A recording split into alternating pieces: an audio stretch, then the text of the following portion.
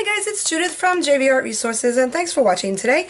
I'm bringing you 2 tips that you can use in your everyday colored pencil drawing. Some of you may know about this already. If you're an experienced artist in colored pencil, you may know about this. If not, I think you're going to like it. If you're a beginner, you definitely should stick around. These are 2 tips that I think will really help you out quite a bit. I've actually talked about these and done videos on both of these, but just a little modern version of it. We're going to talk about taking a picture of your work and as you go along, and also value viewers, and how these are really lifesavers. They're wonderful, and you would not want to do color pencil work without them once you see what you use them for. So let's stick around, let's go down to the desk and I'll show you what we mean. Okay, so now we're going to talk about value viewers and what they do and why you need one. Now, the traditional value viewer that I once discovered through Ann Kohlberg, I don't know if she created this idea, somebody did, and it's a fabulous idea. It's on the back of a business card, just a single hole punch, and with this you can isolate colors so you could see exactly what color you need. Now, if you look at a picture of this baby blue jay, this little guy hit my living room window and fell in the bushes, and I ran out there and I saw he was still alive. I wasn't sure if his wing was broken. Happy ending to this story. He flew up into the trees in about 10 minutes after he landed, and fortunately I was able to get this wonderful picture of him, and I'm so glad he survived, and all's well that ends well. But I do want to draw him. So now if you take a look at the feathers in here, okay, you see some colors that look like light blue, maybe there's an indigo blue, there's a blue here that's really like a steel grayish blue, but when you look at this overall, you would think, okay, navy blue, light blue, dark blue, you know, and maybe a grayish blue. But on closer inspection, you might see some more colors in there. So when you isolate the colors, this is really going to help you. I'm going to show you, let's zoom in a little bit here. Okay, now I do value viewers with a few different hole punches because I like to sometimes see more than one area at a time. Well, I'll show you. Let's start with this one. Okay, so this color right in here, this is like an indigo, and it sort of fades off to like a grayish blue. We'll put the color over here.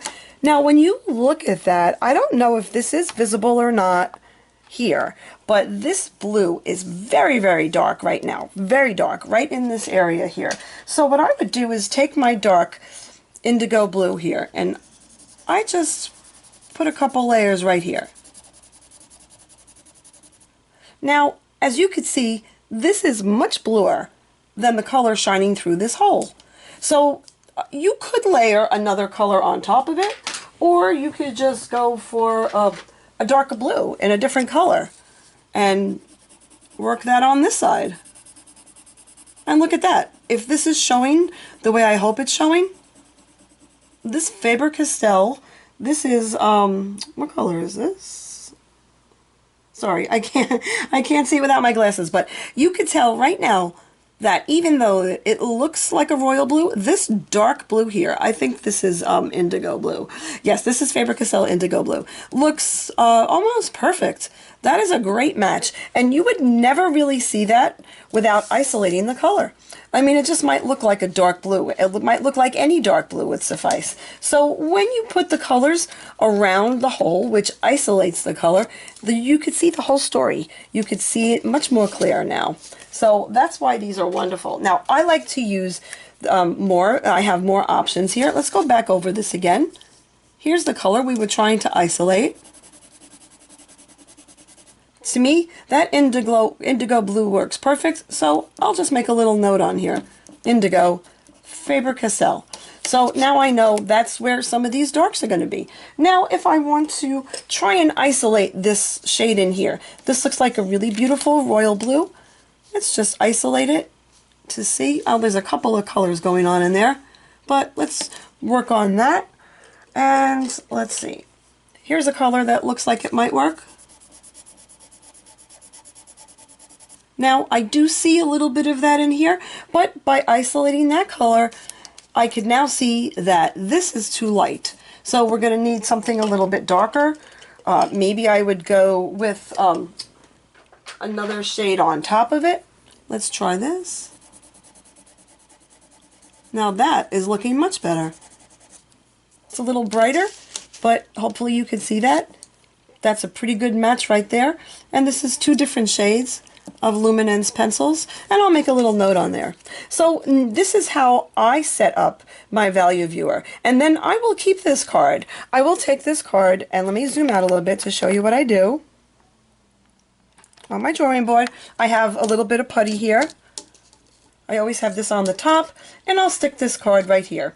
Now, whenever I'm working on my drawing and I need to match up the color, I have it right here. I could just do little scribbles on it and match up the color to what I need here. It's really a great system, and I just don't do any work without these value viewers nearby. I'll show you. Here's one that I was working on, a baby owl, and I took a copy of it, and as you can see here, I have 2 value viewers right here, and I keep them. And I make little notes on them, and I could leave this work for a while and go back and always see where I left off and always match my colors. Now that's a little sloppy. You may want to work a little neater than that.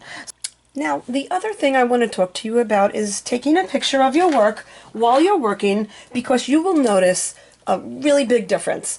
And as I think I had said this earlier, if you ask somebody else to look at your work and say, okay, how is my drawing? How does this look? And somebody who's not even an artist might notice and say, you know, that eye is a little bit off.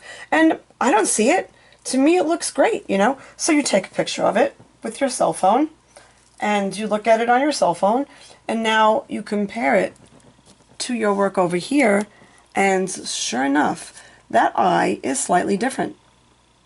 But, you know, I'm not going to worry about it, because it's supposed to be a photorealistic drawing, but it's still my drawing, and I'm making it in my own style, and if it's off a little bit, somebody is not going to know. However, if you wanted to copy this exactly, and you should be taking pictures of it as you go along, because then I would have caught that. I would have caught that on the outline before, and I would have changed it. As you can see here, this is a little bit more oval. Here, this is a little bit too straight.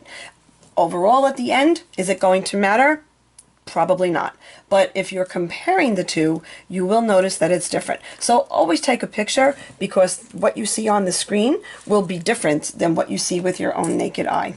So that's it. I hope you found that helpful. So that's it. Thanks for watching today. I really hope you found these 2 tips useful for beginners or intermediate or expert alike. I feel that somebody can always learn something new. So take care. Please make time to create every day. And if you've not subscribed to my channel yet, please do so. And I'll see you next time.